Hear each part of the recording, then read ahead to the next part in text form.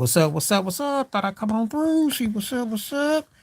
Coming on through. Coming on through. Coming on through. Had some interesting takes. Um, where do I even begin? I was talking about JJ Reddick.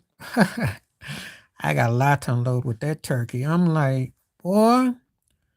And when I got to the gist of what he was going on about, how he doesn't like hot takes, how he doesn't feel good about having to really deal with hot takes. What's up? Yeah, we bringing the fire. Yep, yep, yep. And I'm like, what are you doing, JJ? What are you doing, JJ? You don't want to answer questions. You don't be involved. You dissing Doc Rivers. I'm like, really? This is what we got? So, JJ Rig, mm, I don't think you're in the right place, partner. I just don't think you're in the right place. I don't think you long for that network. We all know that, you like you're trying to be a politician, got the Kennedy haircut. I don't know. I'm just not feeling it. Well, yeah, because he was insulted. He got roasted by Jerry West. Jerry West said, "Oh, these plumbers and whatnot, they all came out." Yeah, Bob Cousy came out the old folks' home and let him have it. I was like, yeah, yeah, yeah. You talk all that smack, talked all that smack, and they about ready to give you the Will Smith two piece. Cause let's be realistic. If it wasn't for the 3-point shooting, his butt would have been gone long time ago. You know. So I will address. I watched that end of that LSU Kentucky game. That was a crazy ending. There's still some interesting college basketball being played. I just not really feeling. Yeah, well, yeah, and he also knows that hey, if I don't speak up for our era, nobody else will, because Lord knows ESPN and this what we got for basketball doesn't. See, this is the thing that a lot of people don't understand. Yeah, the way he lost last night, that was a trip. But I'm not, 17th ranked, but again, he's only done as if the school is done with him. Okay. They pretty much let these guys have. You remember how I always told you about Jeff Fisher Price? Well, Calipari did win, but college basketball doesn't let them coaches go usually for like 15 years if they get one ring. Usually, you pretty much by yourself because you're pretty much that crazy. Look at Bobby Knight. He won multiple rings, and they tolerated him for multiple years. But they knew he should have been fired. It is a different animal in college basketball. It's a different animal. But anyway, Riddick, I saw Rob Parker dissing him. I was like, whoa. And Rob Parker can't really talk too much because sometimes he be kind of funny time. Like his takes be kind of like whatever. But he came on and said, look, you got to speak out on this. So I watched it. I watched it. I was watching it. And I again, I never thought much of JJ Redick. He was an IA player in college, and he sure was almost forgettable in the NBA. So before anybody asks me, sometime he do. Sometime Rob Parker be halftimey. If he don't like you, that's when he's a hater. Because he is known to be a hater. He's a known hater. And sometimes he just be saying stuff that's but they were right about Reddick though. I mean, you can't come up there and it's first take. It's like they don't talk about but like 10 things and 7 of them is boring as all get out. But, you know, um, he takes you behind the scenes as a player. But yeah, okay, I wish my but so if you get a chance, watch the Shaq Big podcast. I did a videos about Dr. J talking to Shaq about he talked about which I did in my videos. I talked about I might do a Dr. J one tomorrow. I'm thinking about doing it about him and Iverson. Something I'm thinking about doing. But in the video I talked about him and Shaq talking about how the NBA whitewashed history. So it's in my video. If you watch my video, I talked about it. Him and Shaq on the Shaq Big podcast. It was good too. He said how they told him when he retired in 87, in 92, we're not going back. That's when NBC, because Peter Vesey and them used to sit there and talk, but they made everything be about Magic and Bird and Jordan.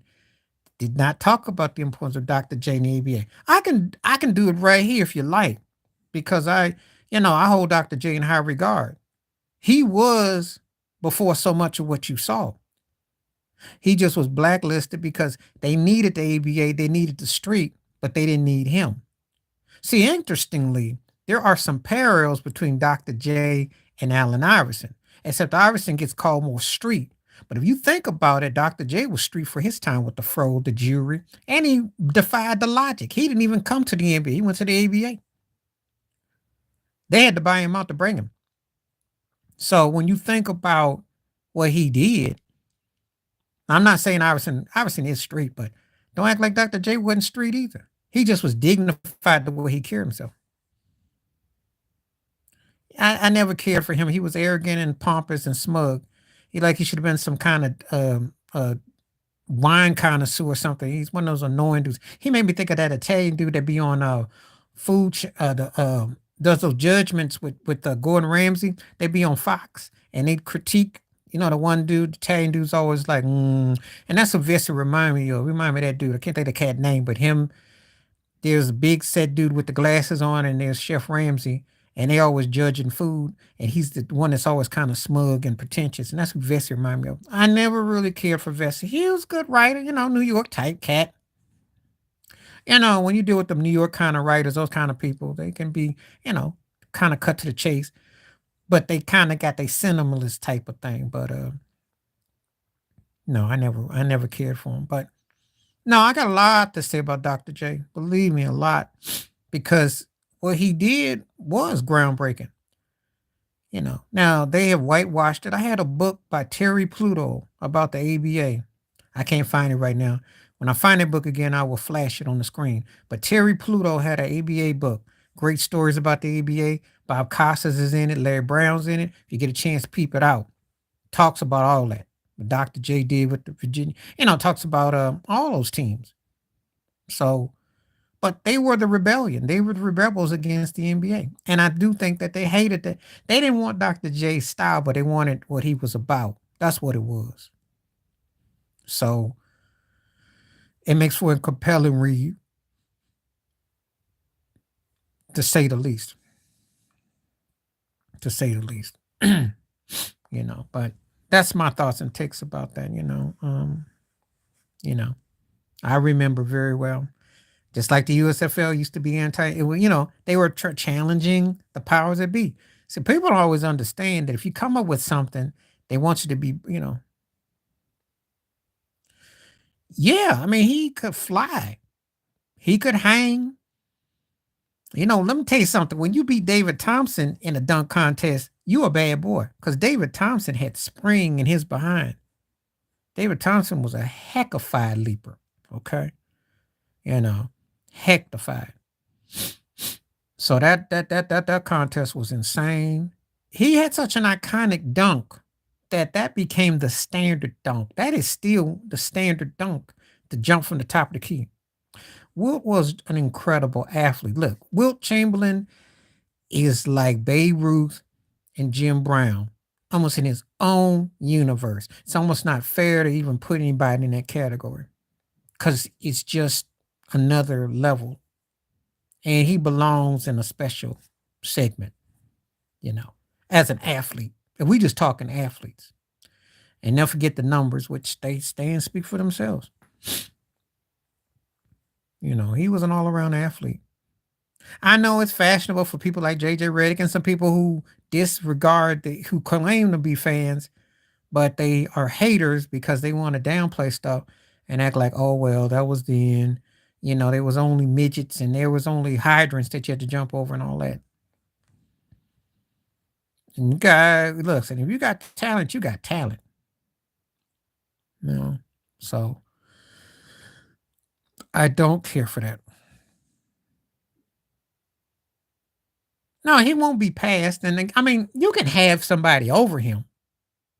Because I mean, you can make the case for Shaq with more rings, and Shaq deserves it. Okay? Because Chamberlain had a stacked teams, couldn't get through the Celtics. And two different. But if you are talking about the talent level, we're talking about the athleticism level, Chamberlain's in his own world. There are very few NBA players I think can even hold a candle on that, and his numbers speak for themselves. But you can make a case for him. I told you it's about 18 guys you can make cases to go. He's one of them. That's why it's really hard to even call one person the greatest because your criteria is your criteria rings, is your criteria dominance, is your criteria what they were able to do. It's all subjective. It really is, you know. But he was an incredible athlete, incredible, multi-level. Jim Brown was too with lacrosse and football, you know. When I mention the roof thing, it's about numbers because of what he did in the sport and how they stood is all that, you know. But Chamberlain was a way better athlete, you know. So um, incredible, incredible. That story about how they played the Lakers in the 80s and held Magic Johnson and let him score the pickup games, amazing, amazing. But I'm not shocked though. Mm-mm, mm-mm, mm-mm. You know, but taken for granted though. Yeah, it's taken for granted. Mhm. Gets taken for granted. So, you know, yeah, he was stronger, but that's not saying much though, because Arnold was pumping them steroids though. You do know that, right? He was on them. He was on them rides, and Schwarzenegger was never. You know, he was like he was kind of like The Rock. Wasn't the deepest, but he played the political game and got hooked up in the right way. So, you know, it's all how you play the game. And that's what he did. He really played the game.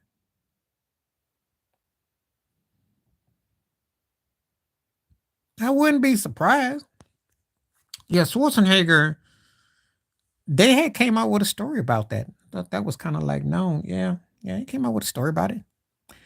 He was here in the States for like 10, 15 years without proper paperwork too. But then he got with the Republican Party. He had a good sponsor. Cat didn't even learn how to speak English that good and ended up becoming governor of California. Got in with Reagan, got in with the Kennedy thing. You know, you know. As far as The Rock, I don't know. Could be. I wouldn't be surprised. I wouldn't be surprised in whatever the cat does. I mean, it worked. You know, he exercised and all that, but I wouldn't be surprised about nothing. Nothing would surprise me. They got all kinds of amphetamines and things that cats take that nothing would surprise me. Nothing. I had one of my good friends. He used to think Jordan was on the rise because he said when he came back after his three-peat, he said he just noticed his bodybuilding. He would always allude to that. And I never got to the full gist of what he meant, but he was talking about the certain tone of his body. He said it about Jordan.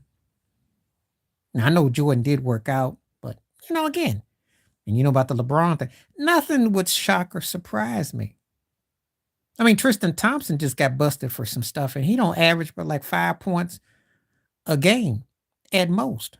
So what does that tell you? He big, you know. Nothing would surprise me. Remember, Peyton Manning's wife had that whole rod thing came through the mail. Remember?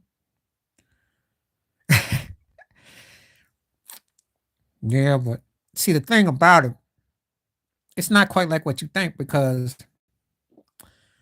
pitchers were suspect in that era too. Ballparks were built in, the ball bounced in. There was a lot of factors. It wasn't just the juice. They purposely brought the parks in. You started having pitchers with 3 point flow ERAs.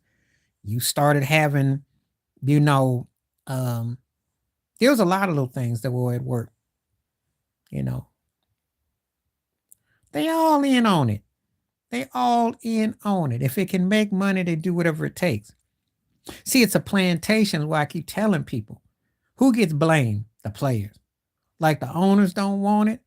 Like the managers don't know it. Like the general managers don't know it. Like the commissioners don't know it. I just see Bud Selig going, eyes getting all glasses all foggy, making money. because they had that stupid strike 30 years ago and that derailed them. And they never recovered from that for a minute. That's why interleague play, all other stuff they came up with, they lost a lot. It was embarrassing. So they had Tom Glavine and Greg Maddox do an interview, do a commercial with Mark McGwire and say, chicks dig the long ball. 2 Cy Young Award winning Hall of Fame first ballot pitchers walking with Mark McGwire and have to say that because that's how it happened. Oh, the Pirates in the 70s with Stargell, Dave Parker, and Bill Madlock, Mad Dog. They were beasts. The We Are Family Pirates.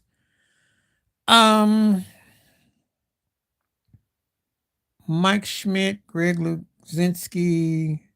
I want to say the 80s Phillies. I want to say the 70s, 75, 76 Red Machine with Foster and all that. They had an incredible lineup with those guys, Joe Morgan and them.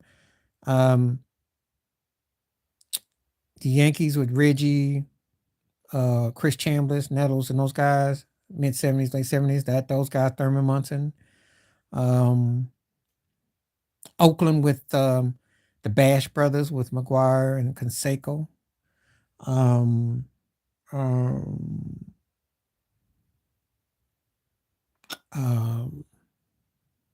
Barry Bonds, Jeff Kent, 02. The Giants, that was something else. Obviously, with the Mariners, when you had Griffith Jr., Buhner, Alex Rodriguez, Edgar Martinez. 90s, you can make a case with that. So there you go. Yeah, I don't want to say that, though. Forgive me. But Ortiz was the one. He was the one. Because that cat, I could say the 04 Yankees, too, because Sheffield, A-Rod, Jeter, and them were big time. They had some bats. They just didn't finish up, but they had some bats. But there's probably a few more that I'm missing too. I'm just not thinking offhand. But but yeah, those come to mind. Especially the old school era, because I remember the Mets was Darryl Strawberry, Gary Carter at 86 Mets. I love the Yankees too. Man, I respected Manny. But I don't want to think about 04. Forgive me. Give me a pass. I try not to talk about 04 if I can help it. I had to hear a lot of lip and a lot of mouth, and it was a tough time. So I try not to bring that up. Yeah. Yeah. And this past year, too. Excuse me. Pardon me. Kept it from distance. I do social distance on the computer, so no spread of germs through the wires, just so you know. Because I got my mask sitting over there somewhere, too. So, just saying. Yeah, they were. They were. But they get kind of forgotten because the Mariners, I think, were a better team that just didn't come out, but they had a better team in the AL West. And with the Yankees' dominance. But yeah, that's a good call about them.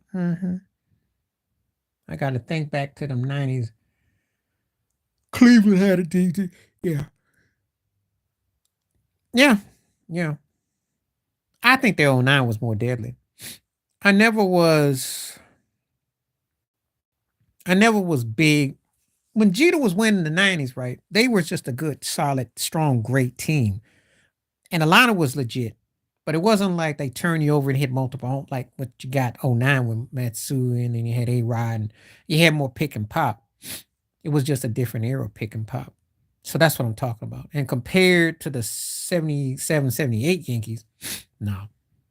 And Reggie came up and all that, and those guys were big time.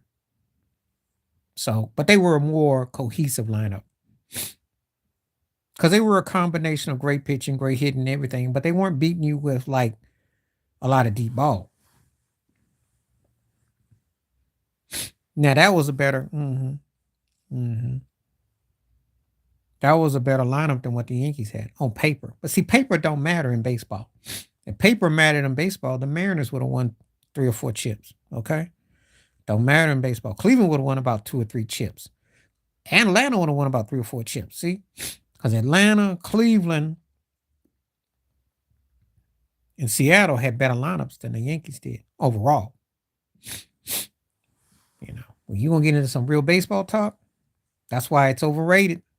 That's why when people always just say, "Oh, you just buying and all that," I say, "What are they buying? They don't have the lineup that some of these other. Cleveland had an incredible lineup. They should have won 2 or 3 rings, just like Atlanta should have won 2 or 3 rings. Seattle should have won 2 or 3 rings. Don't forget about Jay Buhner. Don't forget about Edgar Martinez. When they had Tino there, um,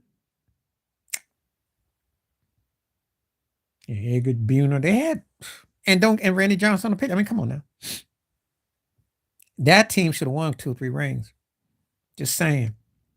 Should have been Seattle and Cleveland dominating the American League and Atlanta dominating the National. Just saying. And Philly, you can make a case for Philly. And then the Giants coming in. Talent on paper, the Yankees were barely top 5. If I go by the 90s, it's Seattle, Cleveland.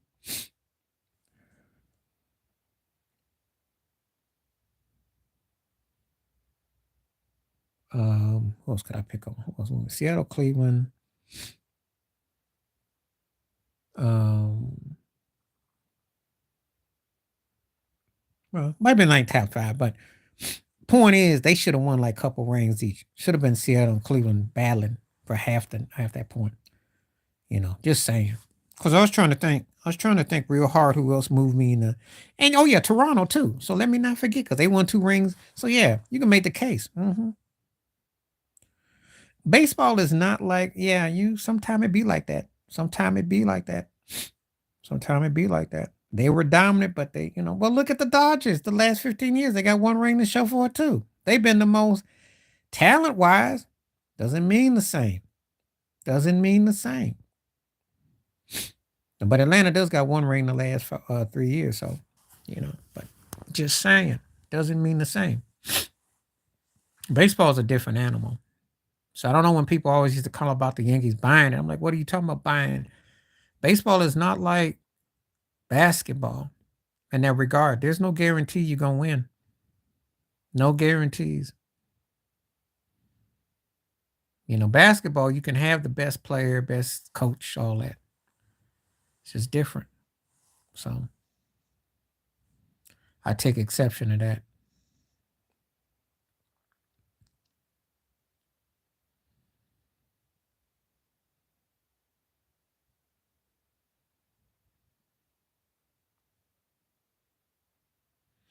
So,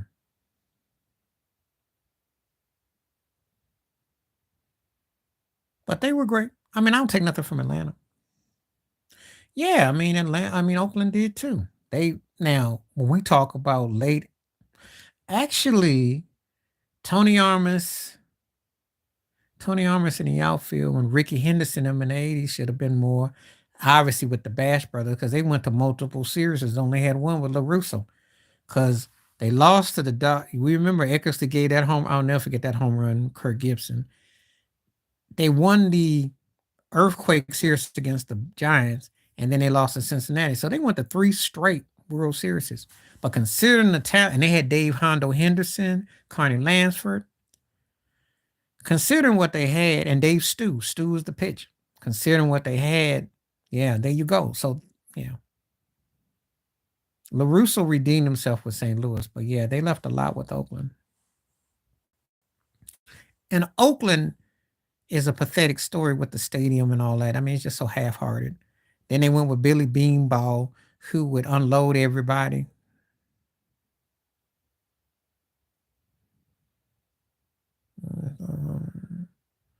Well, I'd say the Dodgers of the 60s, I would say. Atlanta in the 90s. The Yankees in the 90s. The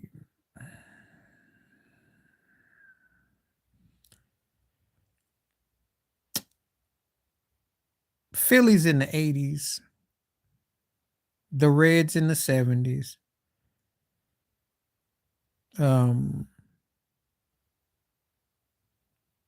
I know I'm gonna say this right because right before you born, Atlanta in the 90s was one of them.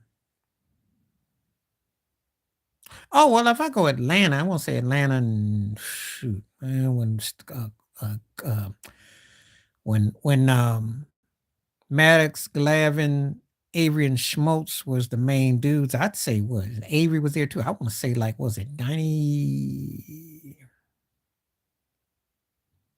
95, something like that. And they had a great pitching staff. They had a great pitching staff. I say Atlanta 95. Um, the Yankees of 98. Um, the Dodgers of 88. Um, the Florida Marlins of 2002, especially when Dontrell Willis and Beckett was on there. And that's a shame that that squad got broken up because them young cats was bad. I mean, them cats was bad. Shame. Um,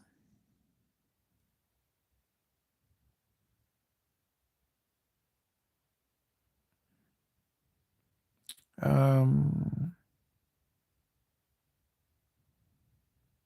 say, yeah, I was thinking about them. Funny you mentioned it. I was actually thinking about them because they had great pitching. Phillies of 1980, the Reds of 75 or 76. Yeah, can make that argument. Tom Seaver, Don Gullett, they were some bad boys. They were bad. Uh, Dodgers of 81.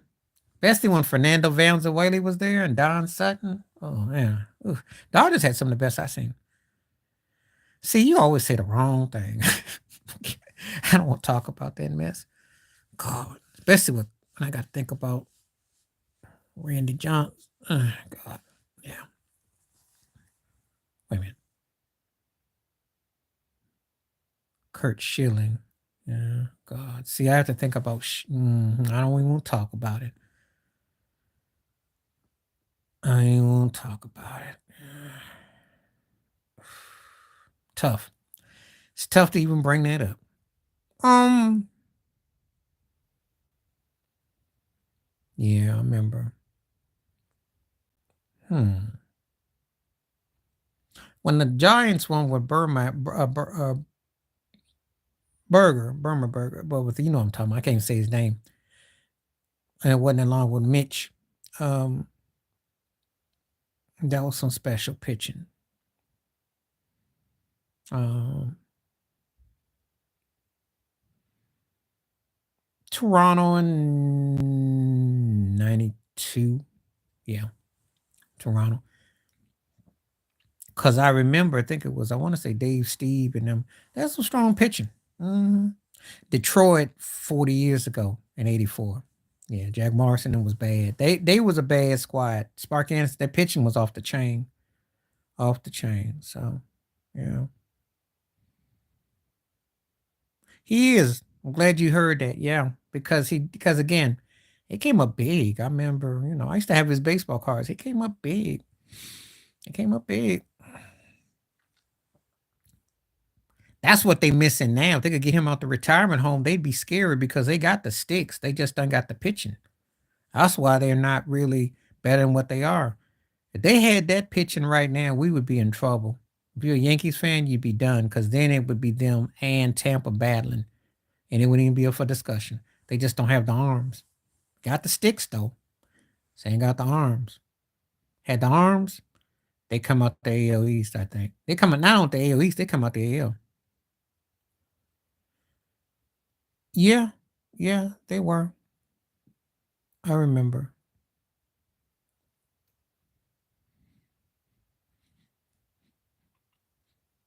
I remember. Sometime I got to kind of stop and think because like I remember other teams that have won. I mean, I know the Yankees ain't done it since 2009, so you got to understand. I'm not exactly, breaking my neck. I have been impressed with the Astros. Like I said, the last 10 years, the most important team in baseball, the best team going, win or lose, they've been the dominant. So, yeah, yep, that kind of helps it. Even though the Cy Young Award is a different ball game than it was back in the day, because now you got guys who pitch counts. You still got to win a lot and be, but it's different though.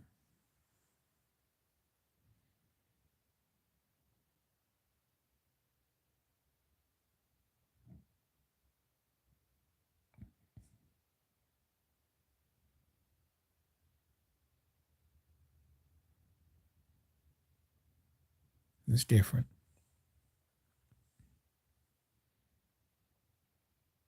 Oh, who's a scrub that won the Cy Young? Tell me who. Please, who? Please tell me who the scrub was who got the Cy Young. I want to know. In recent memory, I mean, yeah, in the last 30, 40 years, please tell me. I want to know who that is. Now, I can tell you there have been players who won it and they had what I call an outer body and they never got back. Okay. I guess. I remember, I'll give you an example. Mark the Bird Fidrich won it in center. Incredible. And his arm just kind of got shot. Sometimes these cats just don't come back. Ron Guidry was 25-3. 70. It was incredible. Denny McClain won the last one to win 30 games. For the reason guys don't come back on it. It's kind of tough though to win though. But you're not a scrub if you win it. You're not a scrub. You just fall off. You just either become mediocre.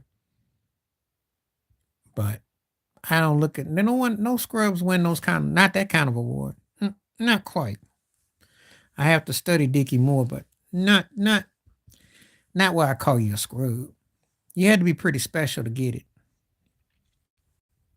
It's a tough award. It really is. It's a tough award.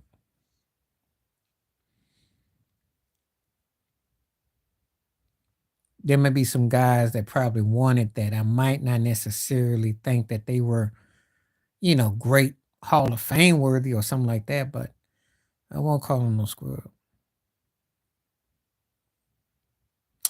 Wow.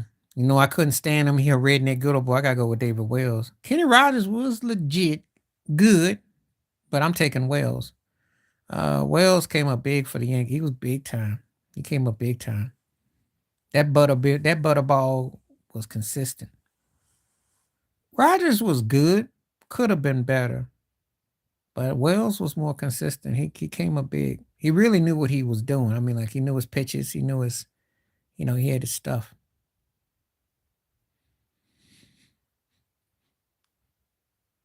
So, it's all a matter of choice and perspective with what you got. So,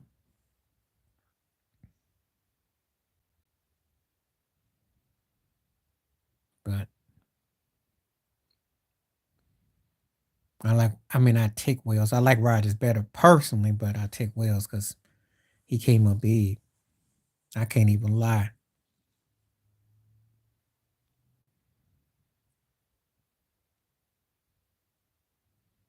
You know.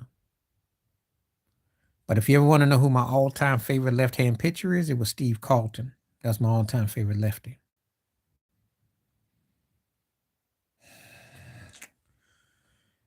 Dennis Rodman. There you go. Because he played a role. Oakley.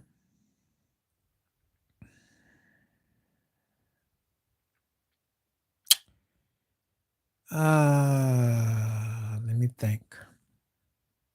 I'd say Robert Ory. Mm,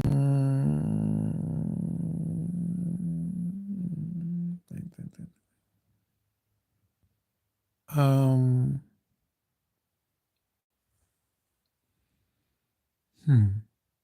Mario Ellie. Sean Elliott.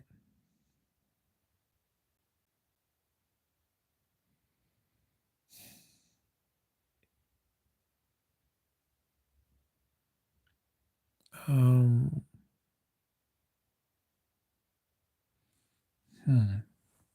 And most of them, and the thing about it is, I can't think his name right now. God, he came up big for the Bulls against Portland in the finals in '92. Scott Whitman. Yeah, he hit some big shots. He was the one that was part of that massacre with Boston and the when the Celtics blew out the Lakers in '85, game one. 3-point specialist. That's what a 3-point specialist. That's what role players were back then, like Steve Kerr. That we consider role players. That's that. So when you talk '90s role players, what you consider starters and things today, that was role players, guys that hit threes.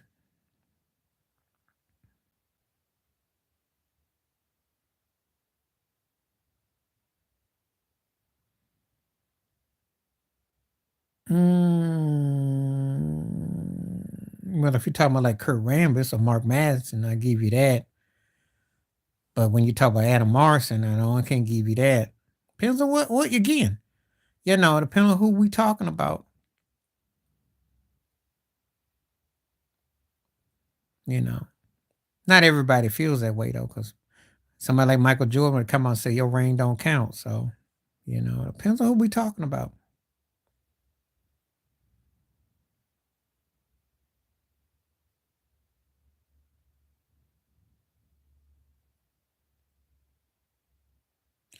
Yeah, they were cool. But see, Harper was actually a legit player in the '80s. He just got old when he got to the Knicks, and his shot wasn't where it was. He was older, different style. But he at that time. I guess if you want to call Mark Aguirre to an extent a role player, there's certain guys. They again, it was different. Hershey Hawkins was cool with, especially with the Sonics. Liked them in Philly, but again, like Detlef Shrimp would be considered. That's why I laughed about when George Karl made that because he was a role player. Wasn't a starter per se, but he was a role player. He fit his role. So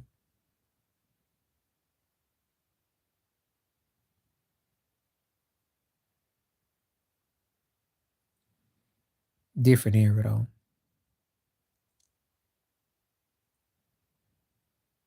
Different era.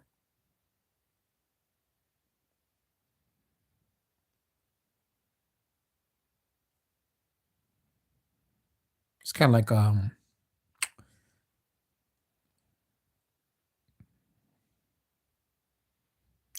okay, let me address all of them. Well, Luke Longley and Jordan did reach out to him in the documentary because Luke is all big now. Luke Longley, like he been drinking, hitting the bottle. So, and I don't know why he would be ungrateful because his behind Con Phoenix. I don't know if y'all remember, but he conned the Suns and they gave him a big old fat deal. And I'm like, what were y'all looking at? He went out to Phoenix and he didn't do nothing. Um, Horace is probably better because he went to Orlando, he got respected. Then he went to Lakers, he won. Probably felt like he didn't get quite his due. And of course, I know Scotty went crying to Horace. But again, Jordan said always had to bail their butts out in the fourth quarter, which he wasn't lying. They were not the same without him. They were a rhythmic type of team who needed a band leader.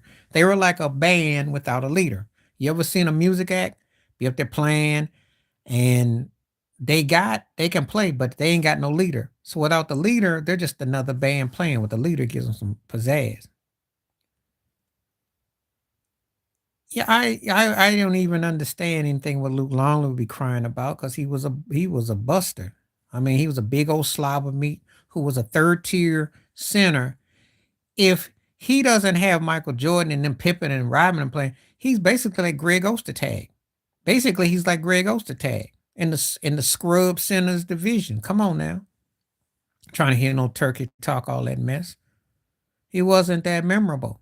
He was a big old slob of meat who was used as a three-headed horseman against Shaquille O'Neal. And they had some big slobs of meat, and he was one of them. You remember when Rocky's hitting that meat, go, ooh, ooh. That's Longley. He's that big old slob of meat. They brought him out to Phoenix and they ain't do nothing. So I'm not even trying to entertain that mess. Horace was good. And he had some moments where he could have maybe he again he came up with he played with Orlando. except Rodman ate him for breakfast when they went there. It wasn't the same. Then he later came back with Shaq to LA and he won a ring again. He won a ring with Shaq playing. But what's he bitter about? Because he was never a focal point guy. Guys acting like they were somehow going that they got that someone kept them from dominating. What did you do? I didn't see it. I didn't see it. You had every chance to shine in the triangle offense if you had game like that. You just didn't. You weren't that kind of a player. They were better players at your position, and that's a fact. So I'm not trying to entertain that, you know. Go out to the open market and leave Jordan behind. Yeah, you got did good with playing with Shaq, and obviously you won with LA, but it wasn't because that you were just front and center.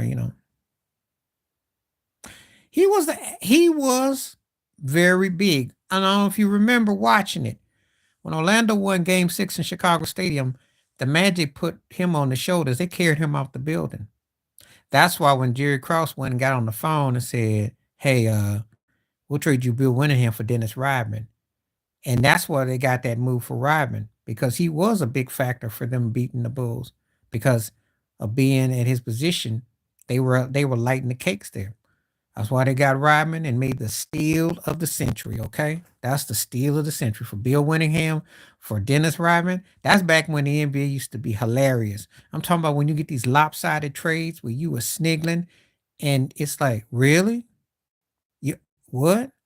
Like Vlade Divac for Kobe Bryant, Kwame Brown. I do like Kwame, but Kwame got traded and they got Paul Gasol, and you saw how that fit. So not a bum. I never was. I never don't insult bums like that. Bill Wynn was he was a never was. It's like he happened to be a big old goofy white boy who did some commentary and he was part of the playing. They threw because Phil would throw big bodies at Shaq and it worked. Because they didn't have anything else, so they just throw bodies. But he's a never was. Never was. Pretty much. Well, you gotta remember something. He wasn't seen as that kind of dude. They didn't. And no, Atlanta ain't always been the best. I mean, but he wasn't gonna be seen like Steve Burkowski. Okay, Burkowski was a decent, good player for Atlanta at quarterback, and no one was sitting around thinking, "Oh, Brett Favre." Who knew? That's a different situation because quarterbacking and style, that's a different animal. This thing with Winningham and the book, that was a known fact. That was like comical to me because even though Rodman had his antics and everything, we saw what he did with the Spurs. They got to Western Conference Finals before they lost to Houston. And we saw what Rodman put some toughness on that Spurs team, and they were a legit contending team. No one ever looked at Bill Winningham and thought, "Oh, wow, that's a fair deal." Well, so if you're familiar with Kunta Kinte, that's what I always call the Herschel Walker trade because you know how Roots, he was the offshoot of all that. That's how they were with Emmett, Irvin, and other picks. You'll never see that again. You'll never see that again. What Jerry Jones pulled, that was the most gangsterous move ever. They should have a Herschel Walker statue outside of the Dallas Stadium. That was. It was the most gangsterous move. He was the roots for the Cowboys dynasty, just like Biggie was for the Bad Boys. See, I do a music and sports comparison and how you can tie certain things together. Well, think about it. Herschel, that trade brought them multiple picks. I'm not gonna do my name is Kunta Kinte. I'm not Toby. I'm Kunta. I'm Kunta Kinte. But I use that because it was like a root, like I'm saying, you build your roots with your team. Just like when Bad Boy Records with Biggie. Biggie married Faith, which led to Puffy, Mace doing their records, 112. All of them benefited off of Biggie. So that's what I mean when I use a roots. Like if you can use a springboard and then it jump starts something else, That's why I use that roots type of thing. I use that type of thing because it pushed in other avenues because that one person was such a big focal point that they led to other things happening. Kind of like Snoop with Death Row led to other things happening because his voice took off and you could get other careers and people using it. And you remember a lot of people was impersonating. Well, you probably don't, but I'm just making a point. Herschel Walker cowboy trade was huge. You'll never see that again in the NFL. Never. Never. No way. I said, first of all, you don't know what the draft you're going to get.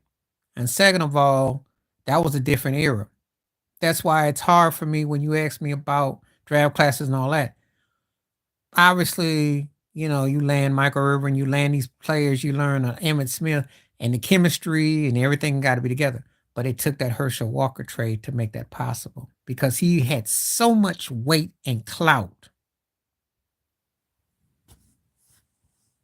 And that was when you catching a cat at the earliest apex, and then it goes into something completely. So I just don't think that's ever going. I don't think that'll ever happen again, especially in the NFL. Salary cap restrictions and not going to happen. See, because that'd have been like if Andy Reid traded down to get Mahomes, and you get Tyreek Hill, and you get, you know, say for instance, you threw Kareem Hunt or Harrison Barnes, the kicker in. That's would be like the equivalent. It had to be some kind of dominoes effect. So you just don't see that no more. You're not going to.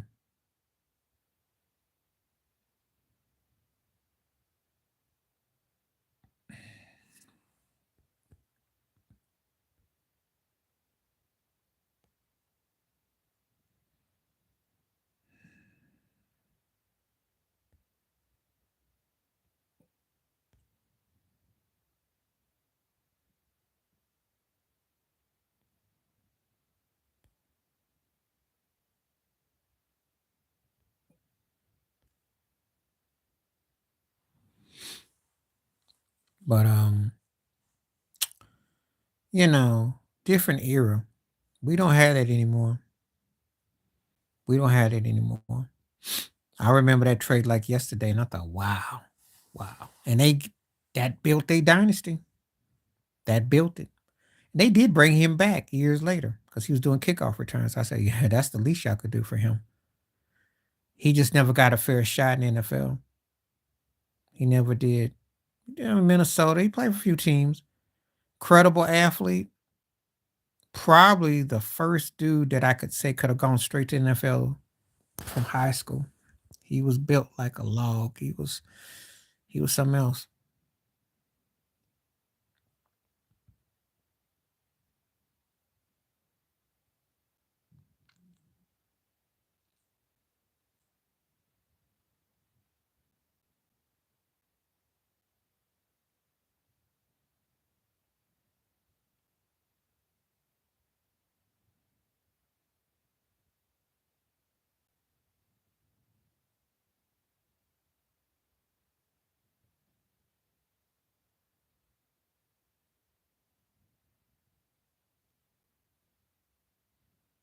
And you asked me this one. I mean, we did this before, but yeah, growing up back in the day was Montana.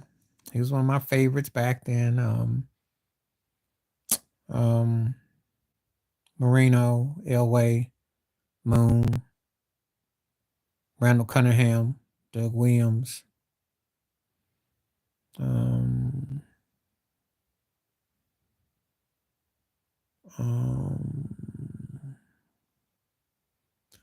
Believe it or not, back then I had respect for. Well, I still do for Jim Plunkett because I thought he was an incredible story. How he late in his career he came back and he, won those two Super Bowls written off. Um, yeah, Dan Fouts I liked. I liked a lot of those guys that were at that time. Jim Kelly. Yeah, when Jim Kelly, I remember he was at the Houston when he was the USFL. So, you know, but growing up, it was different because there was a lot, like I said, quarterbacks I saw. I saw some great quarterbacks coming along. Kelly didn't come to the Bills till late 80s though. So by the time he came to the Bills, but he came at the right time. Uh Josh Allen more so. Josh Allen more so. Kelly was big and strong, but he didn't have the arm that Josh Allen's got. Josh Allen got him on a Josh is like a 2.0 Jim Kelly. No, Kelly's not as talented as Mahomes. Arm strength, but not as talented as Mahomes. No, no, no. And I love Kelly, but no, no, no. Mm-mm.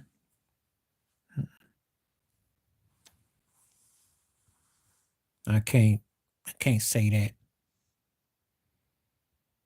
because I would tell you that Josh Allen is more close to Mahomes in terms of arm and talent. Kelly wasn't as mobile. He was quick because they did the shot the way they did the offense, the K gun, which because it manipulated a lot of timing. But no, not like Mahomes. Mm-mm. And when I tell you that Mahomes is on another level, I mean it because he's got 3 championships and he's been big and he's won in different ways. And the thing about it is the way he picks up the game. I mean, that's just you know, I have to say it again. Loved Kelly though growing up. Kelly was bad, but Mahomes on another level. Come on now. It's another level. He ain't up there with him.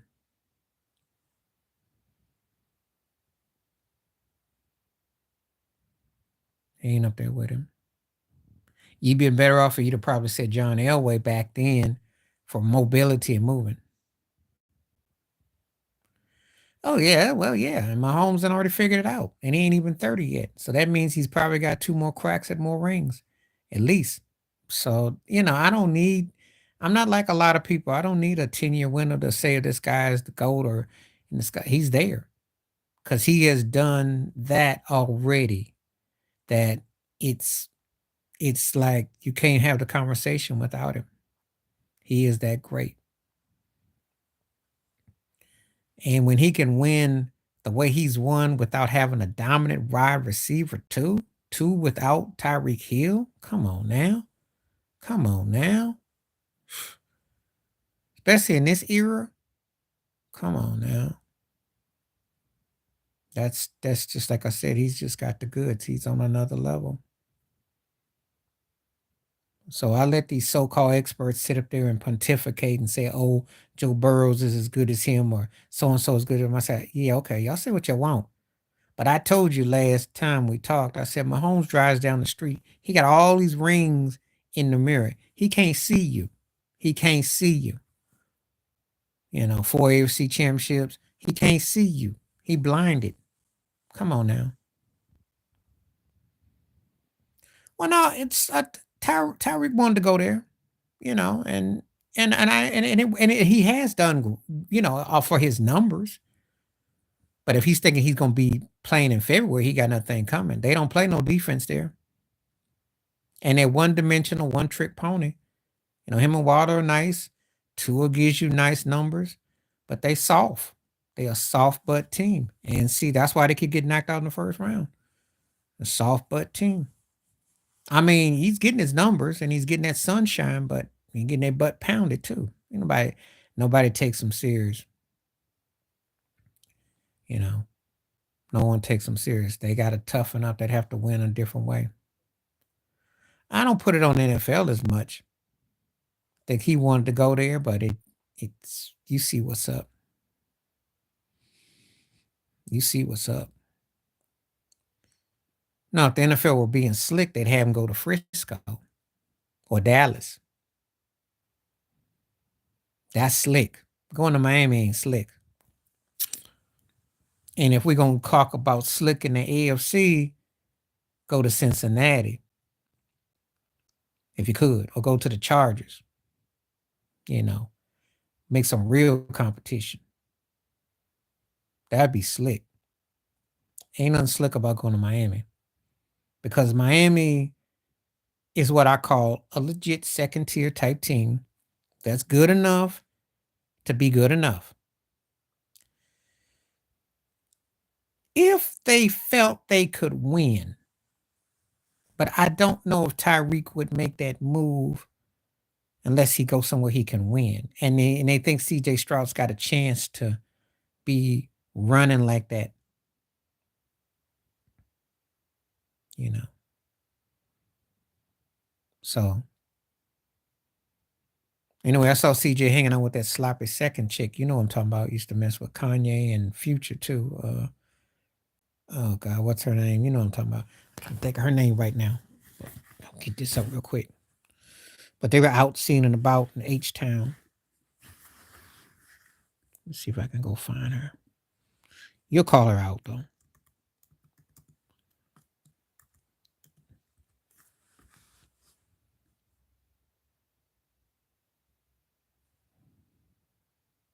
No, what's her butt?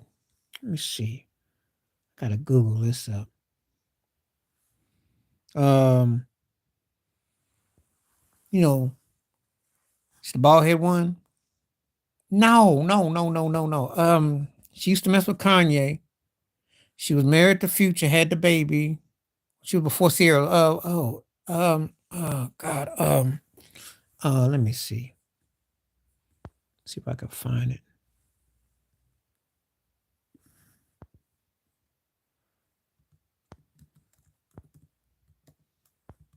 Nope. Let me get to you.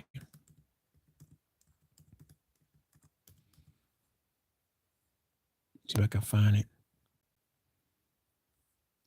Amber Rose. But she says she was at the thing with him. She was at the thing with him. That's what it was. Yeah, Amber Rose.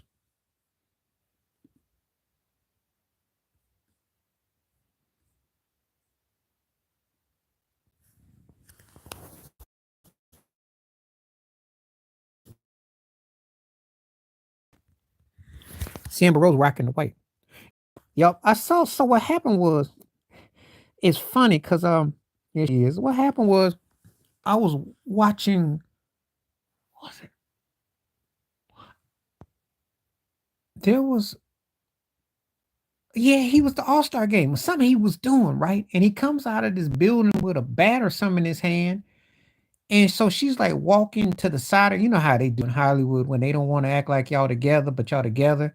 And she kind of, but you can't miss that ball head and you can't miss how she was prancing for the camera. There's some footage out there too. You can see for yourself because she got in his whip because the cats left this building and I forgot who it was. I forgot what rapper it was. Anyway, yeah. So they walk out. Yeah, that's what it was. Walk out. Dude pieces out to him. She's walking to the passenger side. He puts like a bat or something in his trunk, and she's standing there, and she's kind of like posing, but not posing, and they work out together. That's what's up. Yeah. Thank you. Cause I'm not thinking about Amber Rose like that. I remember her, but you know how I remember her, but she been passed around. Yeah, she passed 304. That chick's a 608. We call her 608. She's a double 304. She's a 608. That stuff been passed around. Third, fifth, sixth, pleasant. That's the industry though. I forgot all about her too. I had really forgot about her because I'm like, oh wow, she's still out here on the scene. And CJ Stroud's like a puppy, you know. But you know how them old dogs, new tricks, same dog, old tricks. There I go. So anyway, yeah. So no, but it's funny you mentioned Rainer, and she gets around too. I remember Khalees is so Khalees is with Bill Murray. That's the last thing I heard. Yes, she is. Yes, she is. I forgot all about Amber Rose, yo. She's all in the cameras, you know.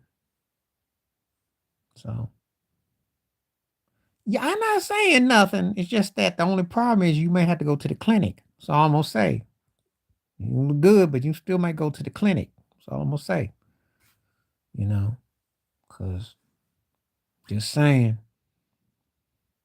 they get around. It's the only problem. Still thinking that was Brittany Renner. That was the one that Deion Sanders had talked to the team. That was hilarious. I'm like all these chicks are like connected to the Kardashians, and that's just sad, sad, sad. But anyway, yeah, that's the one. Yeah, they are.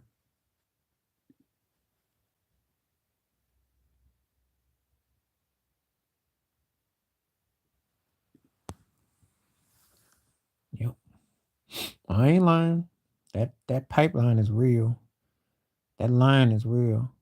But yeah, it made me think about that too, because I ain't say nothing and I didn't know if you saw it or not. And I saw her just kind of like low key, kind of like, kind of like trying to act like she downplayed, but she wanted the camera to say, yo, Trick, you still doing old Trick thing. She was kind of like, but she had the camera. She like, look at me, but don't look at me. And then CJ went across the street and opened up his trunk. I'm like, oh boy. Shit. I said, then you got hoodwinked. And everybody was commenting about that too. I'm like, man. It's slim pick. Well, he did this Houston chicks. He said LA chicks were better. He did say that. So, like, I don't know. I don't know. But he was in Vegas though, so yeah, I don't know. Yeah, and she like him young. You know how it work. Get that head when they're young. 21, 22. But still, he gonna be old enough to know a burn mark though. He gonna be old enough to know pain. He about to feel some pain for real. Just saying. So, oh boy, yeah, Tay, Stephon Diggs' brother knocked up the one, and then the Rockets cat knocked. Yeah, that's been the big stories going around too. Yup, yup, yup. That's what's happening. And Cougars out here getting Gary baby mamas again. It's hilarious. Cougars out here trying to get that 18-year mortgage plan. That's what's up. Yup, get that 18-year mortgage plan. What? So wasn't that Jalen Green that had that little thing last summer with the teammate, which was kind of. I know you saw that video. Yeah, I think because I know it was a couple of them Rockets. I was into some freaky deaky. But anyway, yeah, Cougars up here looking to get the 18-year mortgage plan. That's what they about now. Get that 18-year mortgage house. Hmm.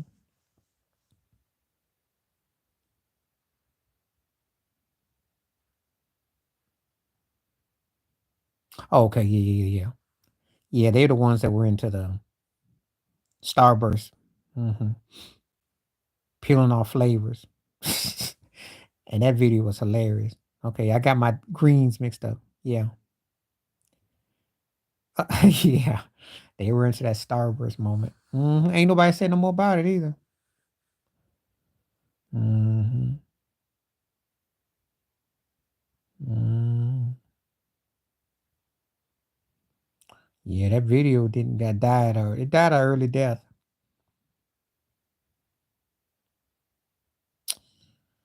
Not the first time I heard about rockets, things going on with rockets.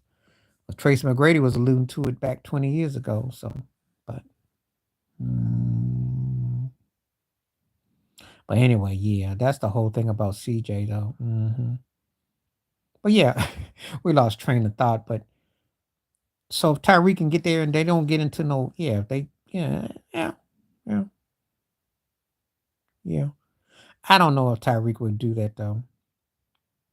I don't know where he would go because I don't know if he would want to. Because see, again, if you play with a cat like Mahomes, do you go back into a younger fold, and that's dicey.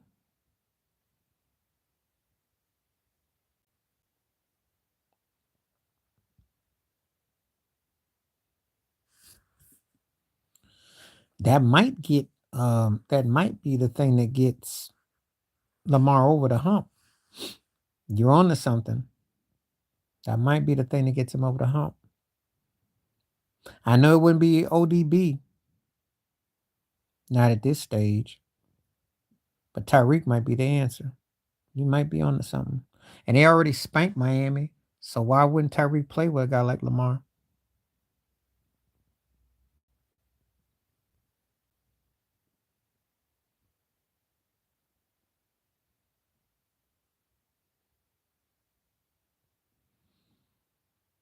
If they lose Diggs, yeah. And where he runs routes, he would definitely attract two people. So that would definitely free up the middle. And Josh likes hitting home runs, you know. And besides, if you can't beat him, you want him to join you because Lord knows we couldn't stop Tyreek. Not when he was in Kansas City, we couldn't. Did a good job against Miami, but again, Tua ain't Mahomes. That's the difference.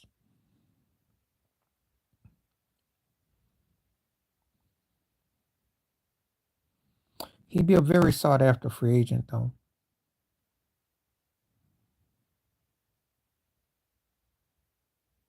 He'd be very sought after. Okay. Well, I hope and that could be the difference between winning a ring or two or losing two to three more. I really believe he's got two or three because he is a home run hitting receiver.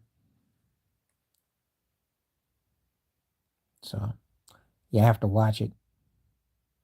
I would love to have him because to me, he's like an updated version of Andre Reed, except he's got the speed, but he's got big hands and he can go.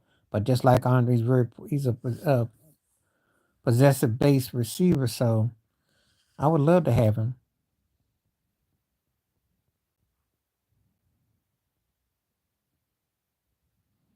He'd be a great fit either way. I'd be very surprised if he didn't pick Mahomes, though. Be very surprised, especially since Mahomes got three rings.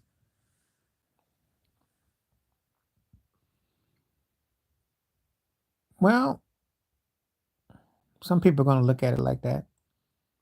I mean, I just look at it like, hey, winners stick to winners. It's hard to be dominant. It's hard to be dominant, but every era's got one that does it. So, hey, the spoilers stay spoiled.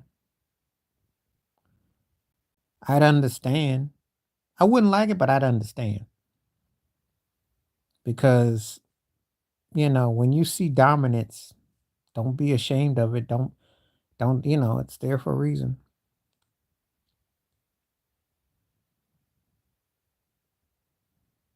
You're gonna fool around and make Taylor Swift look like White Gladys Knight and Mahomes, Kelsey, Evans, and Reed are gonna be the Pips. Okay, I got it now. Taylor and the Pips. But you know, winners stay winning. We'll see. We'll see what Mike Evans decides to do. I'm a firm believer he ain't coming back to Tampa Bay. He ain't gonna want to be playing with no Baker Faker field, so that's a no brainer. And you go somewhere where you can win as you get to the last stages of your career, because you don't know how much juice you got. So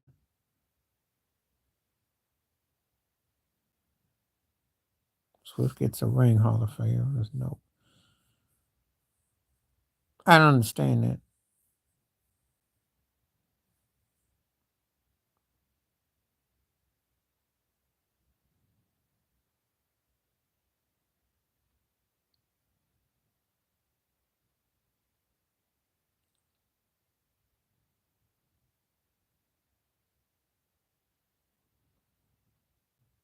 Well, she ain't got the ring official. I'm sure she will.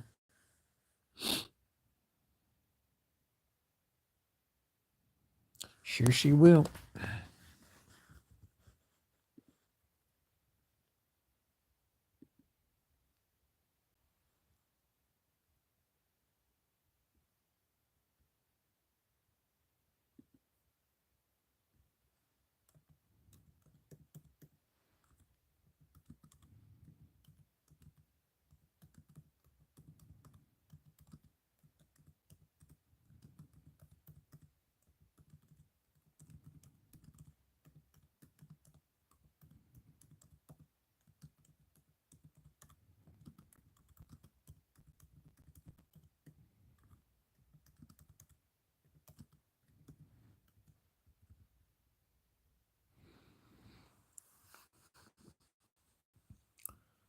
He should be. Shoot, I mean, how many more chances you gonna get? You got four NFC Championship games. You done blown two Super Bowls. You blew possibly that game against the Rams, and you done gone through multiple quarterbacks: Jimmy G, Trey Lance, and now Purdy. I ain't gonna give us so many more chances. And this is a team that's supposed to win now because they got a stacked squad. They the best team in the NFC. Period. And you got nothing to show for it. You got runner ups. So if you get a runner ring, well, it's a participant ring. But as far as winning in the Frisco tradition, if you're like Tennessee or if you're Cincinnati or if you're a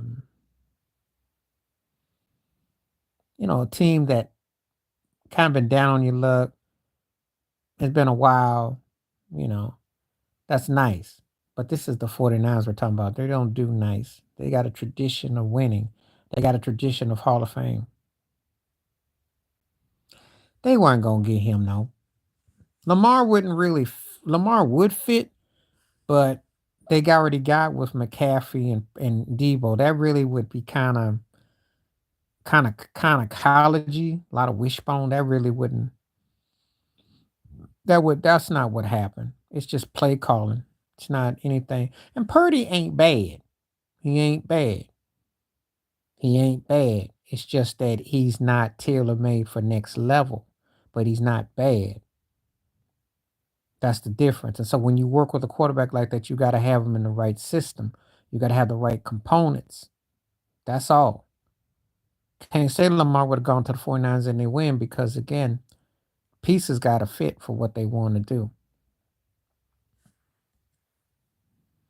But I will tell you this. There's about 20 teams in the NFL going to look out egg on their face for not going after Lamar. I'll tell you that. Can't say Frisco's one of them per se.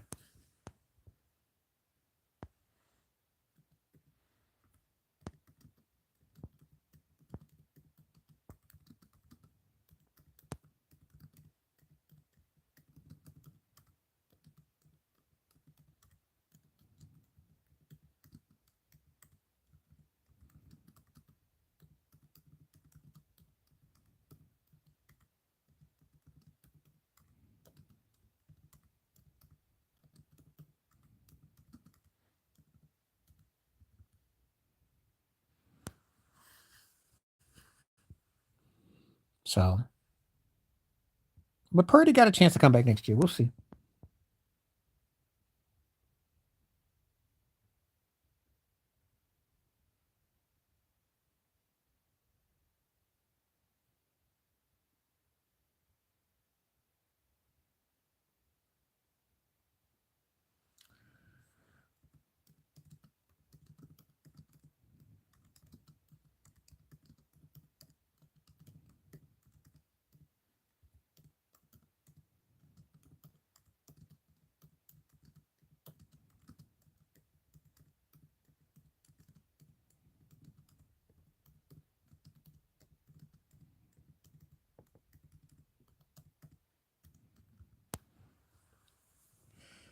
Yeah, I know all those teams had a chance to get him. Well, the Jets were sold on Aaron Rodgers, okay? So that was on the thing. Nobody wanted him to go to Atlanta, so. But I told you before what it was is because him and his mama he handled his own contracts. And see, that plantation didn't like him being independent. So he defied and bucked the system. He's always had to fight the system. This is a political agenda. It's not a football move. So, and even if people knew how the story was going to turn out, I bet you over 70% would have done it again. He doesn't have that sway for folks. They know what kind of talent he is. They just don't like him being a brother that take charge of his career.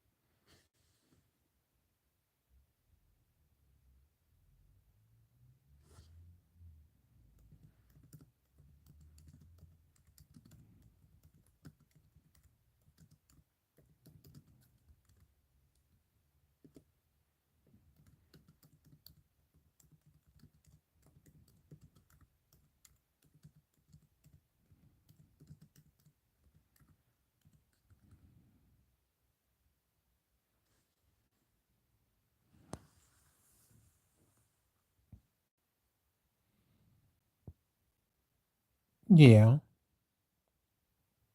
No argument on that. We never said otherwise. Because the buck, you actually got to hope that everything falls in line. You got to almost hope that everybody's going to be okay with what you're trying to put down and that they let you shimmy. So that's, yeah, there is no free thinking with it because you're basically giving yourself to another person. You're allowing them to pimp you by any means necessary. So yeah, that goes without saying. But yeah, that goes without saying. But that's true about Lamar though.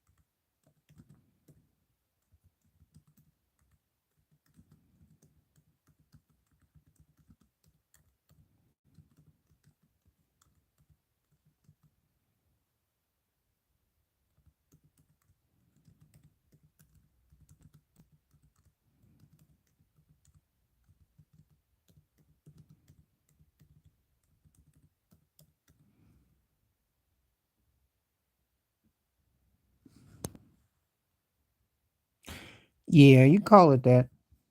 They shimmy shimmy. Kind of like Antonio Walker. Yeah. But no, I mean, you know,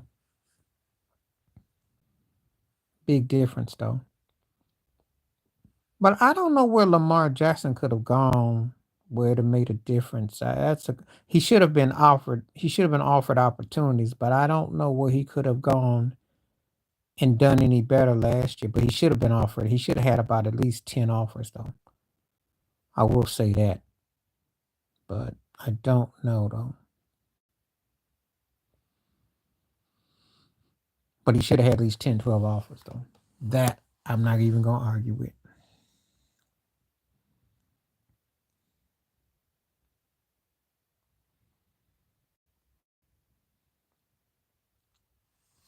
So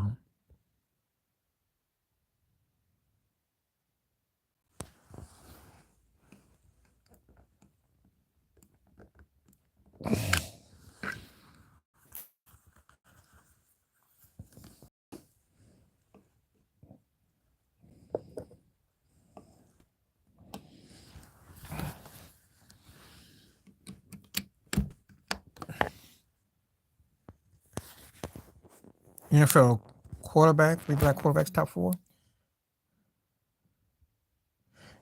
Be expected. That's to be expected now. That's to be expected now. Doing good, doing good. Good to see you. Glad you came back through. You got some more Pittsburgh Steelers. Yeah, well, black quarterbacks. So what's happening now? I'm doing all right. Appreciate you. Having an all right day. Just going through some conversations, taking in different topics and stuff. So feel free to throw in what you got on your mind. That's not surprising because black quarterbacks are where it's at. But and again, when you see what happens, like how we get to Mahomes' era, Lamar, Deshaun to an extent. We're gonna see what happens with Cleveland, but you know what I'm getting at with that. And he's playing Russell Wilson's era had a run. So Jalen Hurt, you're seeing that. We'll see what happens in Carolina. Kyler Murray. But the mobile black quarterback is what's happening. So you'll see more teams. And of course, Justin Fields, who is hot news right now, because on the wire right now, the Bears are taking interest. Something tells me maybe Pittsburgh may go after Justin Fields. Somebody's going to go after him. I think Washington, too. I think Fields will definitely get moved. But a lot's happening with Caleb Williams out of USC, so they're going to see what Caleb wants to do. There's a lot going on. I mean, I'm glad to see this day finally occur because I'm here to tell you 40 years ago, people laugh you out the door for saying this. 30 years ago, they laugh you out the door for saying this. 20 years ago, they look at you kind of strange. 10 years ago, half of the four, half the three. So that's what has changed. He might.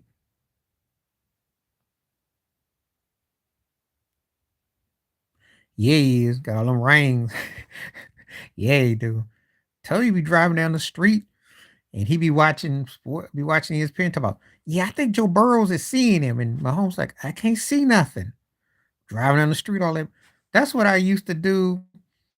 So when people used to come about the Yankees and jeer, and they said, I said, he can't see nothing. I said, he driving down the street, he can't see nothing. Can't see nothing with all them rings all blurring, all them AOE champs. You can't see nothing. What you talking about? What you talking about? Joe Burrow got one little dangle coming in because he got a runner up and he got the AFC 1 year. Everybody else got, but Mahomes got. You can't see, please. But anyway, to answer your question, yeah, of course, black quarterbacks right now because everybody sees the Mahomes effect. Everybody sees the Lamar Jackson effect. That's all it takes. And white quarterbacks almost becoming extinct.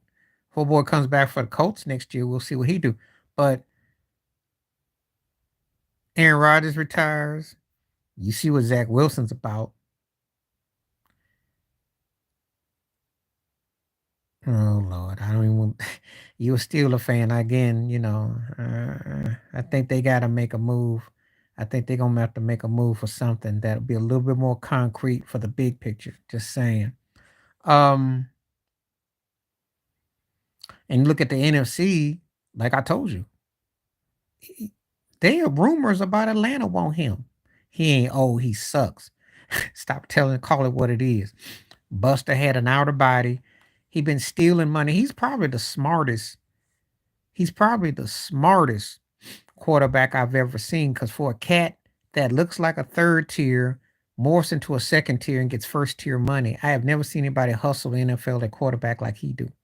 Never, never, never. And he got a heck of an agent. Heck of an agent. But what's happening is again, you got Matthew Stafford getting old. You're gonna be some shakeups in the NFC, so there'll be more opportunities. A lot of teams in the NFC gonna need some quarterbacks.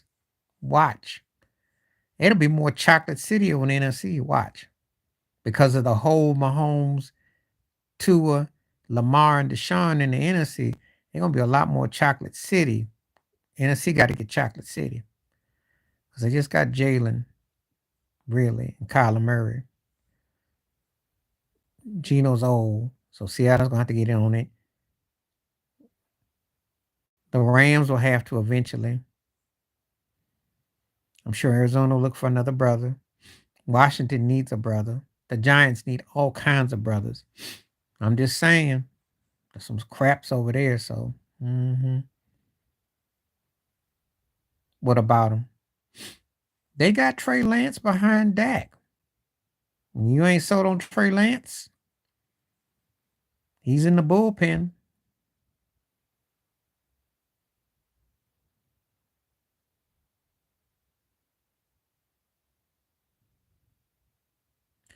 They got two black quarterbacks. They're gonna ride Dak till Dak's wheels fall off. Yeah, the only problem is they said, well, how you gonna fit? And will he ever get a chance behind Dak? So they traded, they got him. So I don't know. I don't know. He's not going to take Dak's job unless Dak gets hurt or something. He ain't taking Dak's job.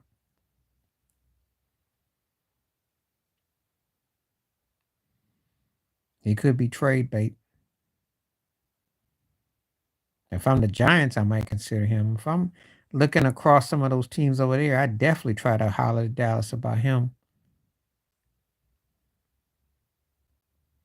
Yeah, well, him and Mike McCarthy both could be out of the big D if they stink it up next year.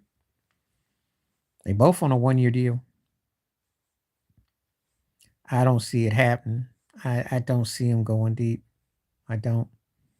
I think Meathead McCarthy is done, and he stat pads wins. Use your 12 wins a year and get your butt knocked out early. If they don't get that much this year, I wouldn't be surprised. And if Dak has a terrible year, get hurt, I wouldn't be surprised. Because, if you're Jerry Jones, you're like, look, I didn't put up with this bust almost 10 years, and I ain't got nothing to show for it. And McCarthy been here almost 5, and I ain't got nothing to show for it. He lost 3 different ways. Got knocked out the first round 2 or so those years. Got exposed badly, so I don't know. No, Meathead McCarthy's got to go. I know you like him because he gave you a ring back before Instagram was around. But how long ago was that? Meathead ain't done nothing in 20 years. Come on now. Meathead is over there just stockpiling, being a yes boss to Jerry Jones. He ain't got no plan. I'm gonna call more plays than Kyler Moore. How did it turn out? How did that turn out? Because as soon as they win a couple of games, that goes right back to throwing picks. How did it turn out? And Tony Pollard, you ain't got the right running game. You ain't using CeeDee Lamb the right way. Your defense is hating your quarterback, hate your offense. Meathead is over his head. Skip Bayless be clowning him all the time. Nobody respects Meathead McCarthy. That turkey got to go. I don't mind him because I know what's going to happen. We'll see Stephen A. Smith make that same old smirk and crack up. If you call him a bum, you think he has potential to be great. I just think he's just a good slot running back. I think he's a 15, 16, 17 carry, maybe give you 70, 80 yards and give you about 40, 50 right out of the backfield. Probably more dangerous as a scat back out the field. But as a top tier back, no. They got to have a game against a team that sucks on the line and he can burst them souls. But he ain't no Tony Dorsett. Too light in the cakes for what they trying to put. And I'm not feeling them so. But that's one of their problems. A double Junior Whopper, James White. Yeah. And he got some moments. Now, listen, if you get him screen passes or kickoff return, he can run. But they don't have the kind of offensive line. This ain't the Emmitt Smith. This ain't the era of that 90s where you run behind and you sprint. He's a sidekick to a better back. And Ezekiel was the better back. It's just Ezekiel just became Bubba from San Francisco. He just got too big and he got lazy. Pollard was a backup, fill you up, a quicker picker upper. But he's asked to do too much. So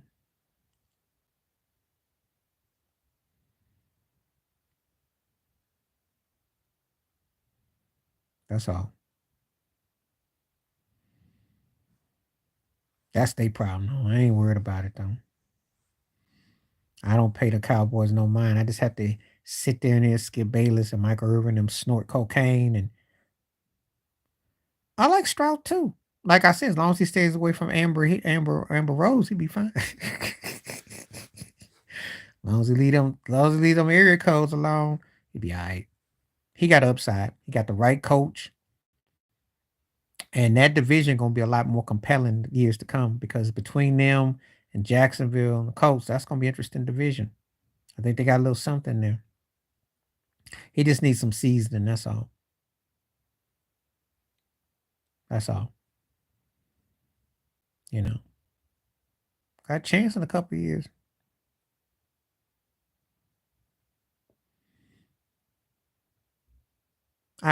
I do have faith that some of these cats will turn it on in a couple of years and run the league. Like I believe that him, just like Jordan Love. Yeah, y'all do. Yeah, and y'all need to come up with a better scheme to get y'all season off to a better start too. Y'all been because I know the Aaron held y'all captive, and I know last year Jordan Love started off slow. If y'all get a groove going, yeah, y'all need him back. He should be one to come back too. Because Jordan Love is where it's at. The Raiders ain't got nothing. I do like Antonio Pierce as the head coach, but I ain't sold on that quarterback. I ain't sold on it.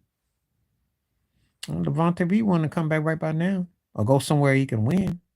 Or he fool around and be like Randy Moss in Oakland.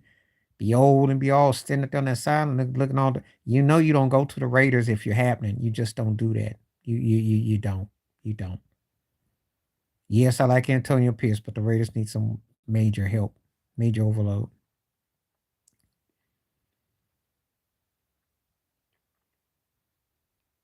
Even though despite y'all need all that stuff, y'all still almost beat Frisco and you still should have won that game. So you're not that far off.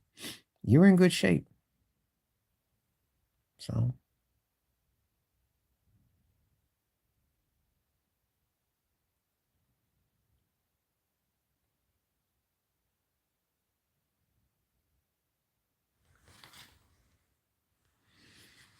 so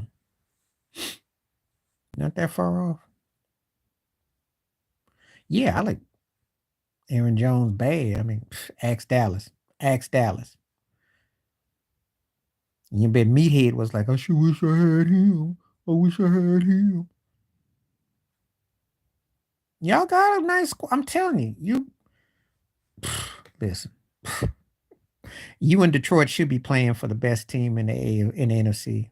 All due respect to Frisco, and we'll see what Philly do. Y'all clearly ended up being that should have been battling. That should have been the battle.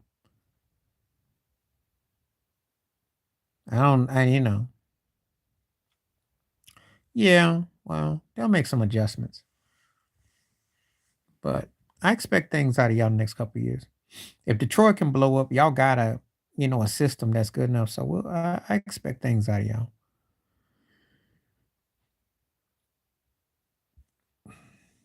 I do.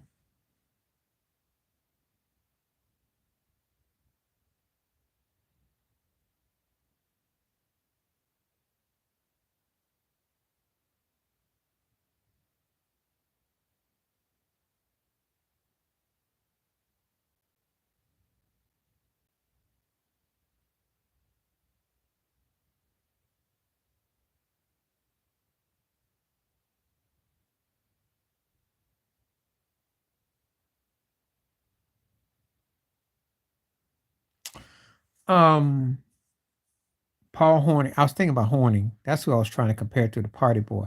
I loved Horning's game back in the day. Gotta say, Aaron Rodgers, Brett Favre, gotta give it to him. Um, Dorsey Levin. Um, Antonio. I like the Antonio a lot. Freeman. Matthews was bad. Um,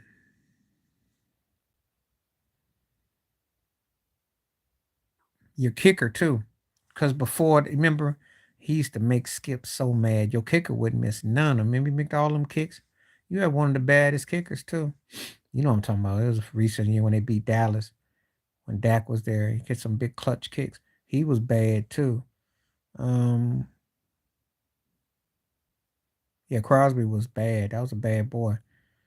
Um, Bart Starr, you can't even argue against that. He was clutch. James Lofton, because as much as I want to claim him in Buffalo, y'all had him. He was a great receiver. So yeah. So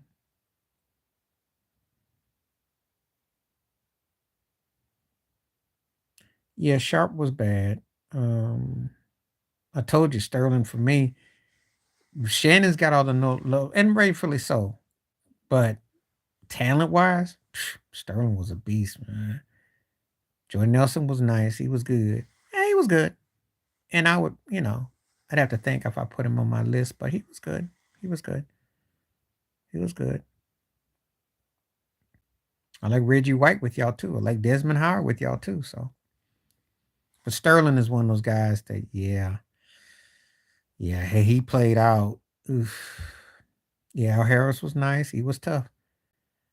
So you just saying that because old stupid Hasselback said that we're gonna take the ball and win the game, and then threw that pick six. I never forgot that play. I was like, shut your mouth. Threw a bad pick six too. That was a bad pick six too. Yeah. Darren Sharper. Yep. I was thinking about him too. He was bad. Yeah, see, I separate the two. I separate the two. Hey, in the industry, that's common though. You know, you thinking he got it going on because he was a dapper cat, but you just never know. But that's how it goes. And Woodson too. Don't forget about Woodson because Woodson was bad for y'all too. So, but Sharper was bad. So, and as far as your head coaches, Mike Holmgren, Vince Lombardi. Yeah, I remember Raja. Remember that game against the Bears with Jay Cutler? I remember Raja. I ain't heard that name in whoa. See, I like how you be bringing up names. I hadn't thought about him and like Sherm. Yeah, Sherm was bad.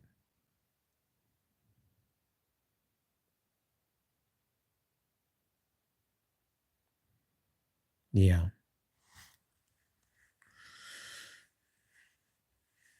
Meathead by default. I guess Meathead, Vince Lombardi, Meathead. Meathead got that ring, but I still think he underachieved though. Sherm Lewis as a coordinator.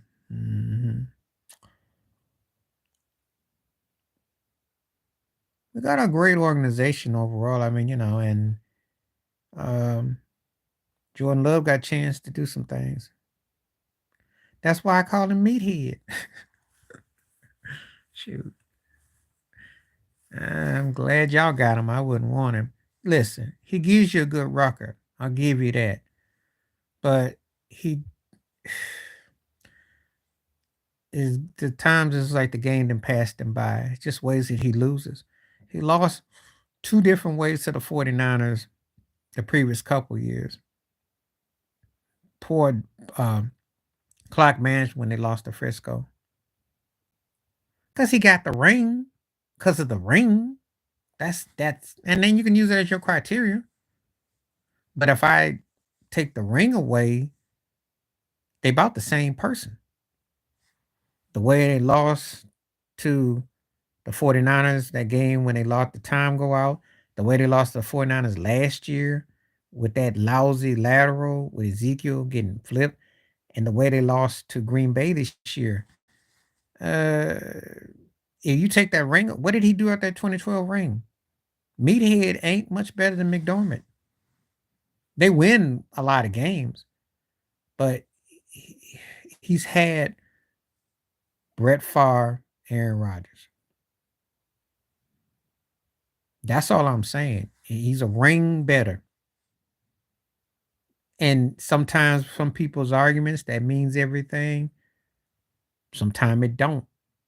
But if I go by what he's had in Dallas, I'm not impressed. They've underachieved. They have underachieved. They done gone through different ways and lost three different ways, 3 different years. Am I supposed to be impressed when you win 12 games every year and then you a casualty first or second round and you're not any better than what you were? I mean, really? Is that what we're rewarding now? I'm not. I mean, he is supposed to be an offensive minded coach or a defensive. I don't know which way you want to mind him, but I'm not feeling him, no. But I'm not feeling McDermott either. McDermott should go. At least McCartney was able to get something out of Aaron Rodgers. I'll give you that. And you got to NFC Championship games when he was in Green Bay. In Dallas, he has been overrated.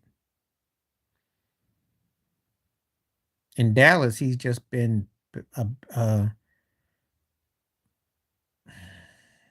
of like Marty Schottenheimer. You know, he been outcoached, thinking too much, and hasn't found the magical button. I don't know what just so.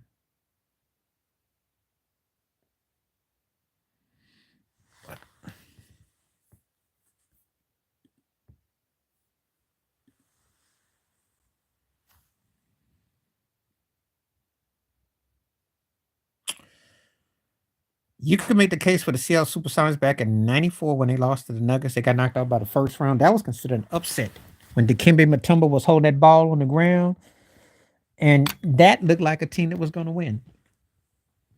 Um. Okay. Um. Obviously, Golden State 2016. Come on now, that's like probably your first no brainer. If we're gonna pick the obvious, that's Captain Obvious. That's the Captain Obvious one. Um.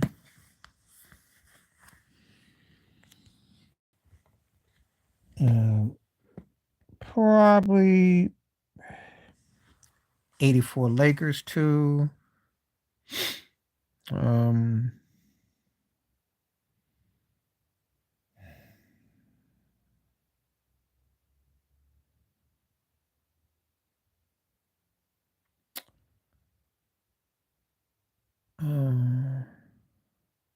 a lot of that has to be pretty much in recent memory because most of it would be teams of the last 30 years.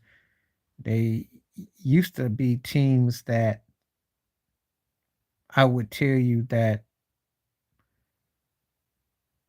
things were balanced, but in the last 30 years, because of the playoff tournaments or something happens, but that would probably Golden State's probably like the top dog of that argument. You win 73 and you don't win. But then I'd say that Sonic team in '94 when they lost to the Nuggets, that comes up. You know, every team pretty much thereafter won that was supposed to. So can't say that there's been anything that was too surprising. Um, some might throw that Phoenix team in '93 who lost to the Bulls, but they weren't good enough to beat the Bulls. Had a better record, but that didn't mean nothing really. But most of it's in more recent memory, though. I would think, because most of the times that even back in the '60s, early '70s, teams that had the better record usually won. And it was out the Celtics and the Lakers back then. So, you know,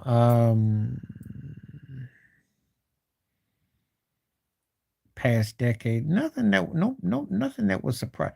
Yeah, I probably would say that. Now, of course, I could tell you that if Durant was healthy and Clay was healthy with Steph back in 2019, they probably beat Toronto. So, but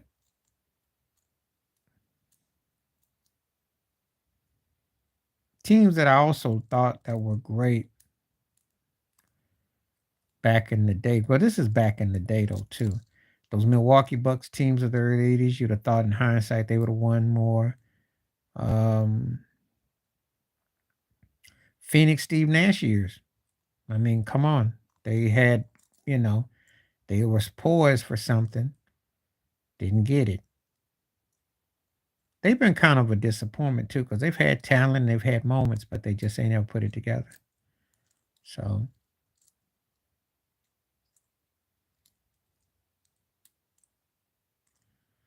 so that's kind of how I look at that. Mm. There were teams that seemed like they were going like Utah. I'd say Utah. You could take your pick 97, 98 when they lost to the Bulls. They were definitely poised to probably win one. Didn't happen. So,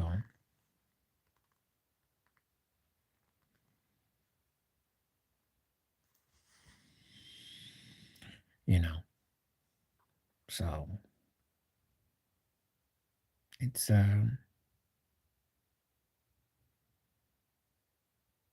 it depends on how you look at the teams though. A lot of stuff has to come into view. So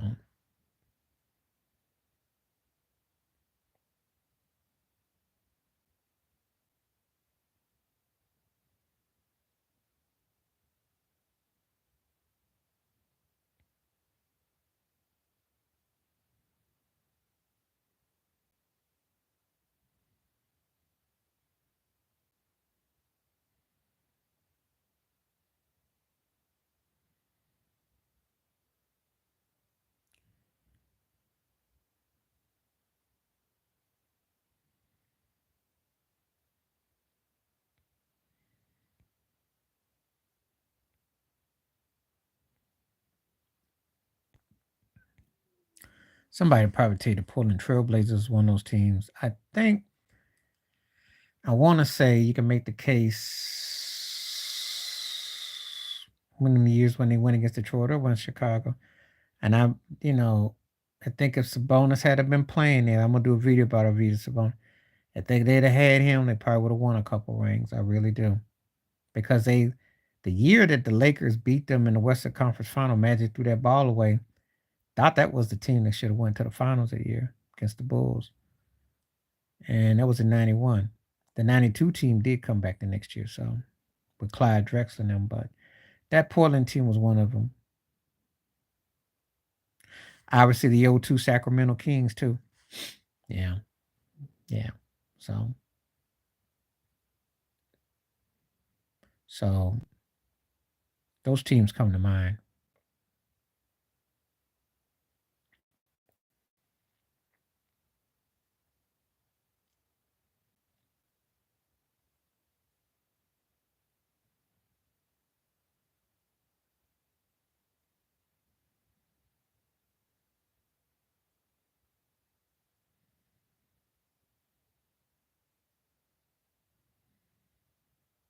So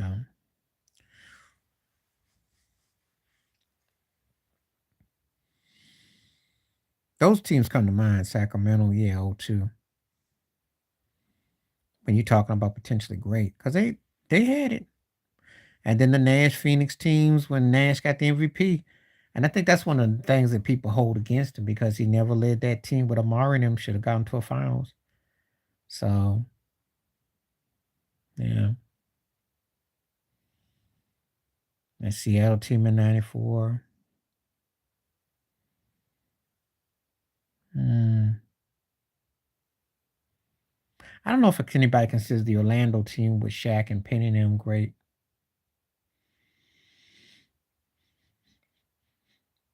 But there were teams that I saw that I thought they would have been title contenders and they just didn't do it. So it's a lot of things that has to go into place though.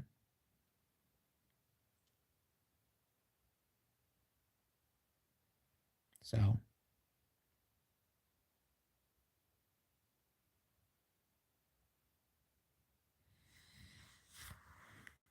we shall see.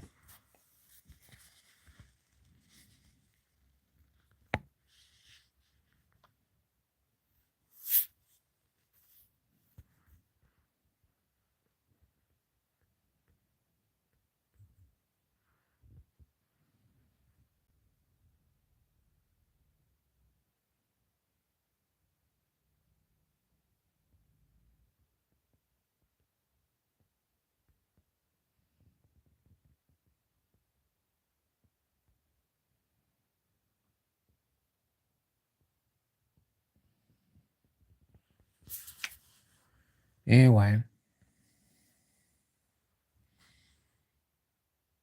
what's up? I'll be here for about a few more minutes. I gotta get ready to roll. I've got to make a business call. So got a couple minutes, but just chop it up real quick. We'll definitely be back tomorrow. And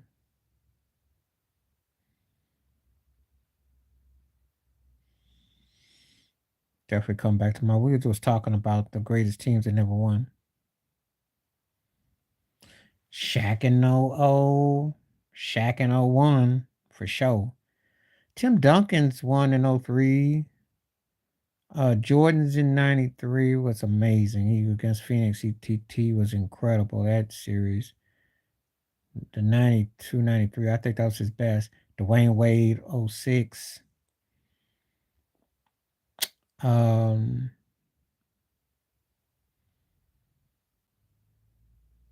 I think Paul Pierce's one in 08 he didn't get enough due for defense and offense. LeBron in 2013, Kawhi in 2019, Durant in 2018, Curry in 2022, Giannis in 2021.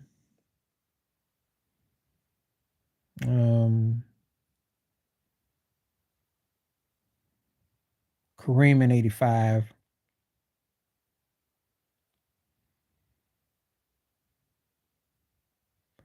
Magic in 80. You know, you could have gave it to Kareem.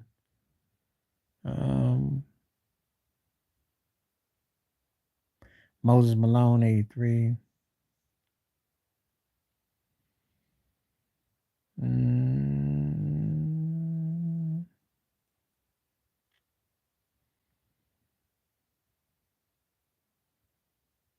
I think I want to say a large one in 95. Team of big. So that's some big numbers. So with everything going on in you, the MVP, I mean, everything had to go against Dave Robinson and all that. So, yeah. So those ones come to mind. I know you're going to ask me why I didn't say anything about Kobe. Because I guess the 09 one against Orlando, that's the only one that he kind of, but I was never really big on his finals. They really didn't move me a lot. They didn't move me.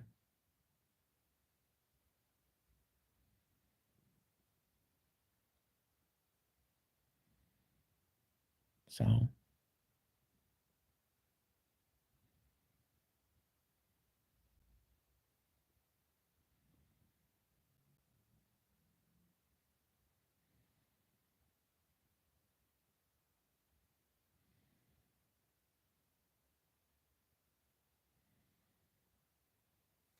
So.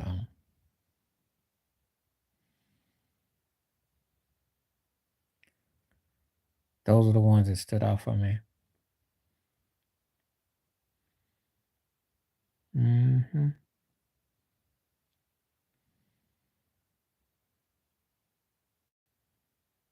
I know you might ask me about Chauncey Billups. He came up big against the Lakers.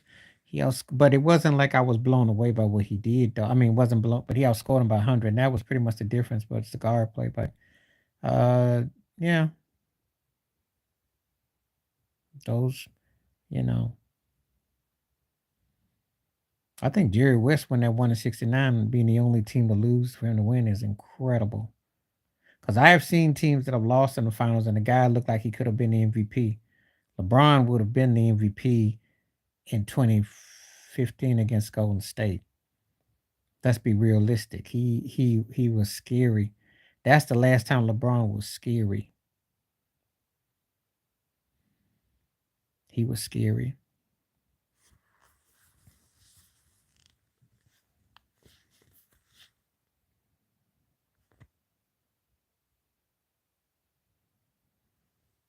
So anyway, I'm gonna call it a night. I gotta get ready to make this business call. I will be back tomorrow night. Appreciate everybody coming through. Appreciate all the questions, commentary. We covered a lot of bases on things. Had some laughs as usual. Had some great entertainment. Um, if you got more questions tomorrow and people want to come through, feel free. Always welcome it. Suggestions, everything like that. So peace, the best, stay warm, be careful, be cool out there, keep your sanity, peace and the best. I'll catch you before long. I'm out.